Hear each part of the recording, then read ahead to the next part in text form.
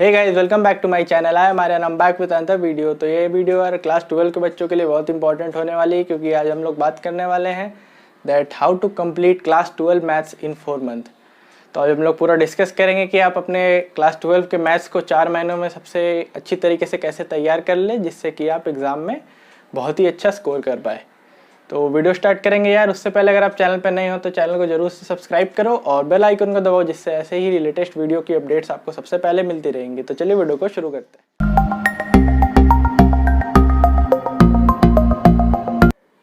तो यार हमारे पास 4 महीने यानी 120 दिन है हमारे पास अपने मैथ्स के सिलेबस को कंप्लीट करने के लिए। तो पहले मैंने इन चैप्टर्स को मतलब आपके पूरे सिलेबस को डिवाइड किया कि किसका कितना वेटेज है और किसे ख़त्म करने में कितना टाइम लग सकता है। और इसके बाद हम लोग डिस्कस करेंगे कि आपका पैटर्न और आपके सोर्सेज कैसे और आप किस तरह से अपने स्टडी को करें, जिससे आप जल्दी से जल्दी अपना सिलेबस कवर कर पाए। पहले हम लोग चैप्टर डिस्कस करेंगे किसे ख़त्म करने में कितना टाइम लग सकता है। तो पहले वेटेज की बात कर लेते हैं। तो आपका सबसे पहला है रिलेशंस एंड फंक्शंस। उसमें आपका इन्वर्स ट्रिग्नोमेट्री भी आता है। तो पहला यही टॉपिक है, इसका वेटेज आपका 8 मार्क्स का है आपके एग्ज़ाम में। दूसरा हमारा अलजेब्रा में आता है। अलजेब्रा में हमारे 2 टॉपिक आते हैं क्लास 12 में, एक है मैट्रिसेस, एक है डिटर्मिनेंट्स। तो ये 2 मिलाकर कुल 10 मार्क्स के आपके हो जाएंगे। तीसरा हमारा जो टॉपिक आता है वो है vectors and 3D। Vectors and 3D हम 14 मार्क्स के लिए वेक्टर्स एंड 3D आता है, जिसमें से आपका 2 चैप्टर्स है, वेक्टर्स और 3D एंड प्लेन्स। तो ये आपका वेक्टर्स एंड 3D हो गया। तीसरा चौथा हमारा कैलकुलस है। कैलकुलस सबसे बड़ा टॉपिक है, इसलिए उसका वेटेज भी बहुत ही ज़्यादा 35 मार्क्स का वेटेज है। और कैलकुलस में बहुत सारे टॉपिक्स आते हैं, जैसे continuity, differentiability, application of derivatives, integral, application of integral और डिफरेंशियल इक्वेशन। ये 5 टॉपिक मिलाकर हमारा पूरा कैलकुलस बनता है। पर ये 5 टॉपिक देखने में छोटे लग रहे हैं, पर ये बहुत ही बड़ा टॉपिक है और थोड़े टफ भी रहते हैं कैलकुलस का टॉपिक्स। तो 5वां जो हमारा टॉपिक्स आता है वो है LPP यानी लीनियर प्रोग्रामिंग जो आपका है। और छठा जो लास्ट टॉपिक है वो है प्रोबेबिलिटी, जो कि 8 मार्क्स के लिए आता है और लीनियर प्रोग्रामिंग 5 मार्क्स। तो देखिए 8, 14, 10, 35, 5 और 8 मिलाकर आपके कुल 80 मार्क्स हो गए और 20 मार्क्स का जो आपका प्रोजेक्ट आता है। तो ये आपका पैटर्न है। अब आपको हर चैप्टर ख़त्म करने में कितना टाइम लग सकता है ये हम लोग अभी डिस्कस करेंगे। आपको हर चैप्टर ख़त्म करने में कितना टाइम लगेगा। तो सबसे पहले हम लोग डिस्कस करेंगे कि आप लोग क्या करें, पहले कहाँ से स्टार्ट करें। तो मैं एज्यूम करके चल रहा हूँ कि अभी तक आप लोगों ने कुछ नहीं पढ़ा और आप लोग एकदम ज़ीरो से स्टार्ट कर रहे हैं। तो इसी बात को ध्यान में रखते हुए मैं ये सारे बताऊँगा। तो सबसे पहला हमारा आप मेरे हिसाब से आपको अलजेब्रा से स्टार्ट करना चाहिए, क्योंकि अलजेब्रा थोड़ा इजी टॉपिक है। मैट्रिक्स और डिटर्मिनेंट ये बहुत ही इजी टॉपिक्स है, आप इन्हें आराम से कर सकते हैं, आपकी कोई दिक्कत नहीं होगी। और ये सबसे इजी टॉपिक्स आप 12th में कह सकते हैं कि यही मैट्रिक्स और डिटर्मिनेंट्स है। तो इसे ख़त्म करने में आपको कितने दिन लग सकते हैं? इसे ख़त्म करने में आपको 7 से 8 दिन लग सकते हैं। ये मैक्सिमम दिन बता रहा हूँ कि अगर आप धीरे धीरे आराम से करें तो आप आराम से 7-8 दिन में इन टॉपिक्स को कवर कर सकते हैं। दूसरा जो टॉपिक है मैं आपको कवर करने कहूँगा वो है वेक्टर्स एंड 3D।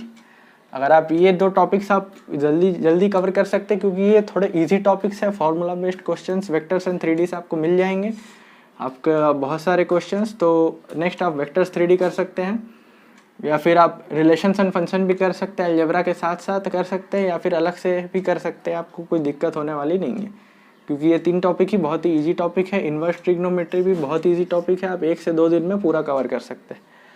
तो पहले आप अलजेब्रा का क्वेश्चन पूरा कवर करिए, फिर आप वेक्टर 3D का क्वेश्चन पूरा कवर करिए। 2 वीक्स में आपका पूरा अलजेब्रा और वेक्टर्स एंड 3D कवर हो जा सकता है। तो या तो आप कैलकुलस स्टार्ट कर सकते हैं, और या तो आपको मन करे तो आप LPP और प्रोबेबिलिटी स्टार्ट कर सकते हैं।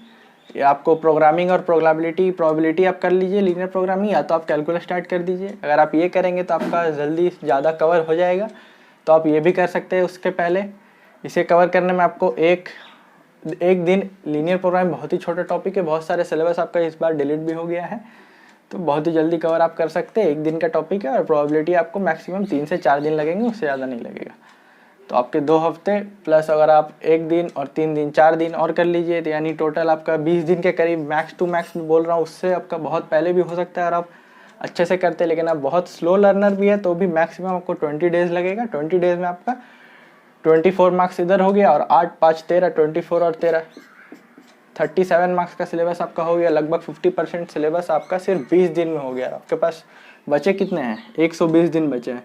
तो कितनी आसानी से आप अपना सिलेबस कवर कर सकते हैं। उसके बाद मैं कहूँगा आप कैलकुलस स्टार्ट कर दी। कैलकुलस बहुत ही ईजी तो टॉपिक नहीं है, थोड़ा टफ टॉपिक की तरफ आता है, इसलिए आप कैलकुलस स्टार्ट करिए। कैलकुलस में हमारे 5 चैप्टर है और पूरी कैलकुलस आपको ख़त्म करने में एज्यूम कर रहा हूँ आप धीरे धीरे पढ़ते हैं तो भी आपको 30 दिन, मैक्स टू मैक्स 30 दिन, उससे ज़्यादा आपको लगना नहीं चाहिए आपको पूरा कैलकुलस ख़त्म करने में।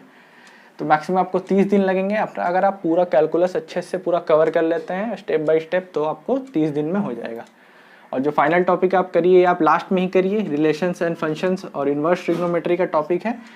ज़्यादा ये टफ टॉपिक नहीं, इजीली कवर हो सकता है 4 से 5 दिन में और इसका वेटेज 8 मार्क्स का है। इसमें 2 टॉपिक्स है, रिलेशंस एंड फंक्शंस और दूसरा टॉपिक आपका इन्वर्स ट्रिग्नोमेट्री आ जाता है, सिमेट्रिक रिलेशन और भी बहुत सारे रिलेशंस के क्वेश्चन बहुत ही इजी होते हैं। इन्वर्स ट्रिग्नोमेट्री के बहुत ईजी क्वेश्चंस आते हैं। अगर आप 10 ईयर्स के साथ आपका अपना NCERT करते तो भी हो जाता है। उसकी अभी हम डिस्कस करेंगे कि कहाँ से आपको करना है, क्या कवर करना है। तो ऐसे आपको कितने दिन हो गए देख लीजिए। अगर आप इन सब टॉपिक्स को कवर करें कितने दिन, 5 दिन, 5 8 5 13, 13 और 9 आपकी 22, 22 और 30 52 और इधर 4 ले लीजिए तो 54 और 52 और 4 56 और 1 57 डेज आपको पूरा आपका मैथ्स का सिलेबस कवर करने में टाइम लगेगा। ये मैंने मैक्स किया, आप अगर इसे 60 डेज भी मान ले तो आपके 2 महीने में पूरा मैथ्स का सिलेबस ख़त्म हो जाएगा। और हमारे पास तो 120 दिन बचे हैं तो बाकी के 60 दिन में हम क्या करेंगे, बाकी के 60 दिन में हम करेंगे सिर्फ और सिर्फ रिवीजन करेंगे प्लस पास्ट ईयर प्रॉब्लम्स करेंगे प्लस हम करेंगे सैम्पल पेपर्स। बस इतना आप कर लेते हैं अगर तो आपके आराम से बोर्ड में 95 प्लस तो आएंगे ही। अब हम डिस्कस करने वाले हैं सोर्सेस और आपका जो पेपर का पैटर्न है वो, कि मैंने तो बता दिया क्या क्या करना है, कितना टाइम लगेगा करने में, अब कहाँ से करें, कैसे स्टार्ट करें, कौन से बुक फॉलो करें, और सब डिस्कस कर लेंगे। तो अब हम बात करेंगे sources to study, exam pattern और कुछ बोनस टिप्स के बारे में जो मैं आप लोग को अपनी तरफ से दूंगा। तो पहले हम डिस्कस करेंगे कि क्या सोर्सेस होने चाहिए हमारे, कि हम कहाँ से पढ़ें। मैंने आपको सब कुछ बता दिया कि चैप्टर्स क्या है, कितना टाइम लगेगा, क्या पढ़ना है नहीं पढ़ना है, अब कहाँ से पढ़ना है और कैसे स्टार्ट करना है, चलिए वो डिस्कस करेंगे। तो सबसे पहले हम लोग को जो करना है वो है NCERT। हमारा क्लास 12th की NCERT के 2 बुक्स हैं, उन्हें बहुत अच्छे से करना है 3-4 बार रिविज़न के साथ साथ। ये बहुत ही इम्पॉर्टेंट है, NCERT हमें ज़रूर से करना है। और पूरा एग्जाम्पल आप MCQ आप इसमें शॉर्ट लॉन्ग सब कुछ कर डालिए। NCERT को पूरा एकदम अच्छे से पूरा चार्ट जाइए NCERT को 3 से 4 बार। उसके साथ हमें क्या करना है, लास्ट 10 ईयर क्वेश्चंस आप अरिहंत के कर सकते हैं। लास्ट 10 ईयर अगर आप सिर्फ ये 2 कर लेते हैं, लास्ट 10 ईयर क्वेश्चंस और NCERT को अच्छे से 3 से 4 बार, आपके 85 प्लस कोई नहीं रोक सकता। आराम से आप 85 प्लस स्कोर कर पाइएगा, कोई आपको दिक्कत नहीं होने वाली है। अगर आप NCERT और लास्ट 10 ईयर्स क्वेश्चंस कर लेते हैं, आप एग्ज़ाम का पेपर मिला कर देख लीजिए। अगर आप ये 2 कर लेते हैं, आपके 85 प्लस बन रहे हैं कर नहीं है। अगर आपको विश्वास नहीं तो आप चेक कर देख लीजिए। तीसरी जो हमें चीज़ करनी है वो है RD शर्मा या फिर RS अग्रवाल आप कर सकते हैं। मैं प्रेफर करूँगा आप RD शर्मा करिए, क्योंकि उसमें RS अग्रवाल के बहुत सारे क्वेश्चंस आपके ऐसे ही कवर हो जाएंगे।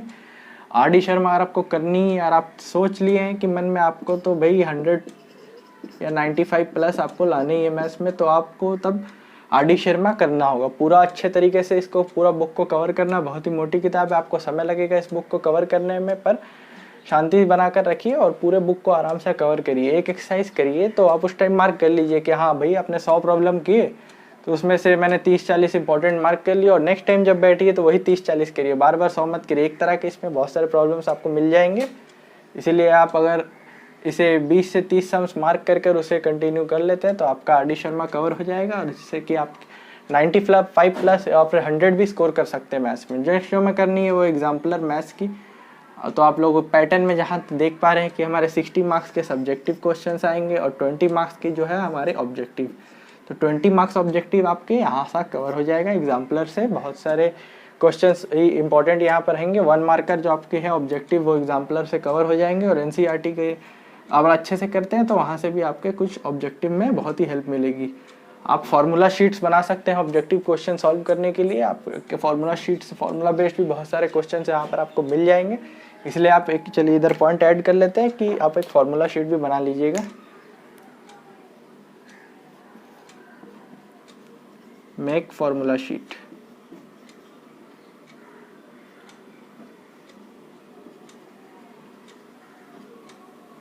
ठीक है, तो और आप फार्मूला शीट भी बना लीजिए और स्टार्ट कर लीजिए, जिससे आपके ऑब्जेक्टिव क्वेश्चंस भी आप आराम से कवर कर पाएंगे। तो ये हमारे हो गए 100 के। अब आते हैं कुछ मेरे स्पेशल बोनस टिप्स के ऊपर, जो आप इन्हें फॉलो करिएगा तो आपको रिजल्ट श्योर मिलेंगे। आप चेक कर लीजिएगा जब आपका रिजल्ट आएगा कि आपको इससे कुछ हेल्प मिला या नहीं मिला। तो पहला बोनस टिप है start previous year questions along with the chapter. तो ये सबसे इंपॉर्टेंट है कि जब भी आप अगर प्रीवियस ईयर के क्वेश्चंस लगाना चाह रहे हैं तो अपने चैप्टर के साथ साथ करिए।